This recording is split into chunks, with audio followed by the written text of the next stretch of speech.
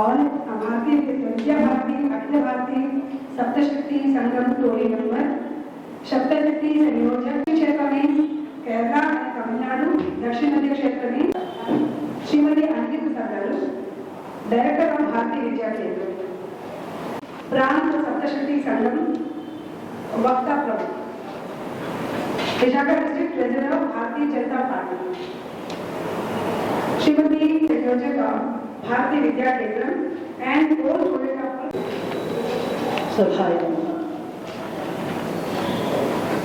మా ఆహ్వానాన్ని మన్నించి వచ్చిన పాత్రికేయులందరికీ కూడా హృదయపూర్వక స్వాగతం, నమస్కారం. రాష్ట్రీయ స్వయం సేవక సంఘ ఆవిర్భావం మనందరికీ తెలిసిందే. 1925 విజయదశమి రోజు జరిగింది.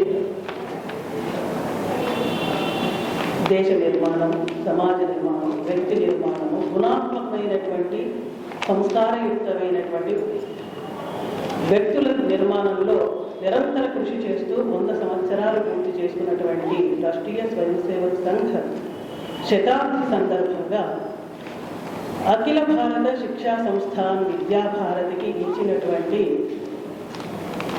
ఒక చిన్న అవకాశం మాతృ సమ్మేళనాలను జరపడానికి అవకాశం ఇచ్చారు.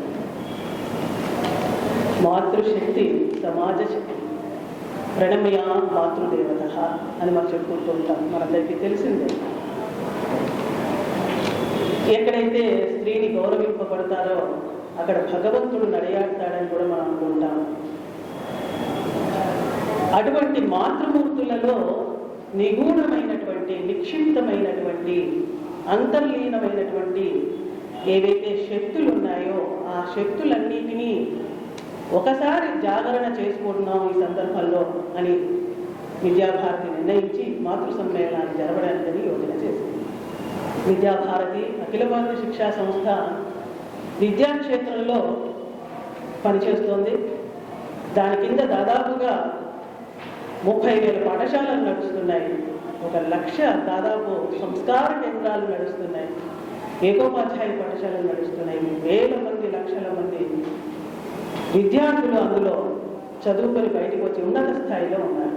దానికి అనుబంధ సంస్థే మన భారతీయ విద్యా కేంద్రం. భారతదేశానికి స్వాతంత్ర్యం వచ్చాక దశాబ్ద కాలంలోనే విద్యా సంస్థల్లో కూడా మనం ఉండాలి అని ఆశించి సంఘ ప్రేరణతో, రాష్ట్రీయ స్వయంసేవక సంఘ ప్రేరణతో మొదలుపెట్టినట్టు మొట్టమొదటి సంస్థల్లో ఒకటైనటువంటిది భారతీయ విద్యా కేంద్రం 1957.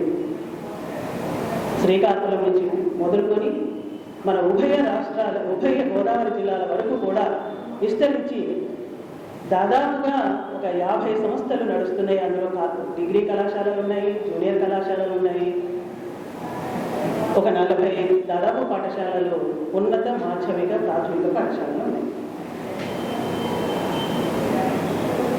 ఈ మాతృ సమ్మేళనాలు జరపడానికి చాలా వరకు మన నారీ శక్తి సమ్మేళనాలని, మాతృశక్తి సమ్మేళనాలని నడుపుతూ ఉంటాం. మీ అందరికీ కూడా సందేహం రావచ్చు, దీనికి సప్తశక్తి సంఘం అని ఎందుకు పేరు పెట్టారు?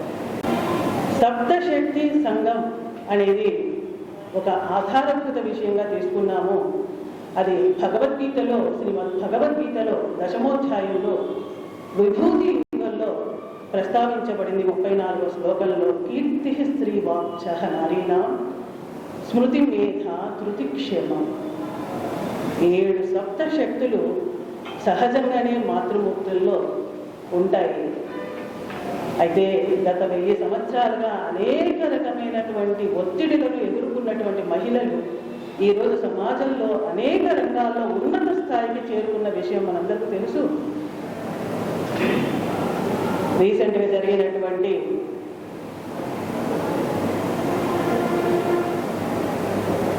చంద్రయాన్ దానిలో పాల్గొన్నటువంటి వాళ్ళలో మహిళలు ఉన్నత స్థానంలో ఉన్నారు.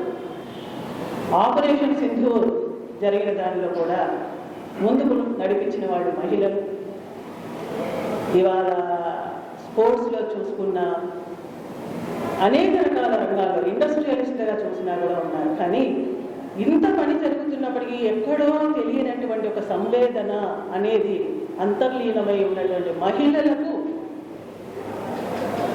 కుటుంబము ఎంత ముఖ్యమో సమాజము అంత ముఖ్యమనేటువంటి ఉద్దేశంతో రెండు విషయాలు ఈ సంఘ శతాబ్ది దృష్ట్యా పంచసూత్రాలను తీసుకొని, పంచసూత్రాలు అనేది మీరు ఏమని ప్రశ్నిస్తే ఒకటి ఏంటంటే కుటుంబ ప్రబోధన, రెండు ముఖ్యమైనది పర్యావరణం, నాగరికత, సమరసత, సబోధ, స్వభాష, స్వదేశీ, సశీలత, వీటన్నిటినీ కూడా దృఢీకరించుకొని ముందుకు సాగడం కోసం తీసుకున్నటువంటి ఈ పంచసూత్రాల్లో ఒక రెండు విషయాలు మాత్రం ఈ మాతృ సమ్మేళనాలు తీసుకోబడింది.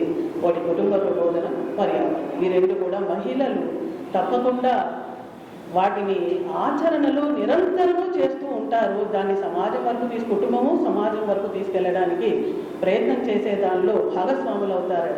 అందుకోసమని వాళ్ళని జాగృతము చేయడం కోసం, జాగరణ చేయడం కోసం, సశక్తీకరణ చేయడం కోసం, సక్రియతో సమాజంలో ముందుకెళ్ళడం కోసం, కుటుంబాన్ని తీర్చుకోదిద్దుకోవడం, మన యొక్క సంస్కృతి, సాంప్రదాయాలు, పండగలు, పద్ధతులు, వ్యవహారము అన్నీ కుటుంబానికే కాకుండా సమాజం వరకు తీసుకెళ్లడం కోసం కూడా ఈ మహిళల ద్వారా మనకు ఎక్కువగా సాధ్యపడే అవకాశం ఉంటుంది. కనుక దేశవ్యాప్తంగా ఈ సందర్భంలో దాదాపు ఒక 30,000 సమ్మేళనాలు జరపాలని నిర్ణయం తీసుకోబడింది. దానిలో 1 కోటి మంది మహిళలు పాల్గొంటారనేటువంటి ఆలోచన మాకు. దాని ద్వారా వ్యక్తిగతంగా తనకు తానుగా మహిళల చేత, మహిళల కోసం, మహిళలే నడిపించవలసినటువంటి కార్యక్రమంగా ఇది నిర్ణయించబడింది. మహిళలే నిర్ణయించుకొని వాళ్ళల్లో ఉన్నటువంటి టాలెంట్ అంతా కూడా బయటికి రావడం కోసం, వక్తల నిర్మాణం తయారు చేయడం కోసం, బయటకు వచ్చి సమాజంలో సౌశీల్యమైనటువంటి, సంస్కారికమైనటువంటి, సమాజానికి అందించవలసినటువంటి విషయాలను అందించేట్టుగా వాళ్ళని తయారు చేయడం కోసం కూడా మేము అఖిల భారత స్థాయి నుంచి మొదలుపెట్టి పాఠశాల స్థాయి వరకు కూడా వక్తల నిర్మాణం చేయడం జరుగుతుంది. ఈ వక్తలకు ఆన్లైన్లోను ఆఫ్లైన్లోను కూడా ప్రశిక్షణ ఇస్తున్నాము. ఇది కంటిన్యూస్గా గత 2 నెలల నుంచి జరుగుతుంది. ఈ సమ్మేళనాన్ని ఎలా చేయాలి అని అనుకుంటే, రాణి దుర్గావతి జయంతి అక్టోబర్ 5 నుంచి మొదలు పెట్టుకొని జనవరి సుభాష్ చంద్రబోస్, నేతాజీ సుభాష్ చంద్రబోస్ యొక్క జయంతి వరకు 23వ తారీఖు, అదే వసంత పంచమి కూడా ఆ రోజు పడింది, అప్పటి వరకు జరగాలని నిర్ణయించుకున్నాం. మనకు 11 క్షేత్రాలు ఉన్నాయి దేశవ్యాప్తంగా. ఆ 11 క్షేత్రాల్లో 46 ప్రాంతాలలో ఈ సమ్మేళనాలన్నీ కూడా ఒకే విధంగా, ఒకే రకంగా, ఒకే పద్ధతిలో నిర్ణయించి పాఠశాల స్థాయి వరకు జరపాలని నిర్ణయించబడింది. ప్రతి కార్యక్రమంలో కనీసం 200 మహిళలు పాల్గొంటే బాగుంటుంది. ఆ మహిళలు కూడా పాఠశాలలో ఉన్నటువంటి విద్యార్థుల యొక్క మాతలే కాకుండా పూర్వ విద్యార్థుల యొక్క తల్లిదండ్రులు, మన ఆర్గనైజేషన్కి మనకు దగ్గరగా ఉన్నటువంటి వ్యక్తులందరినీ కూడా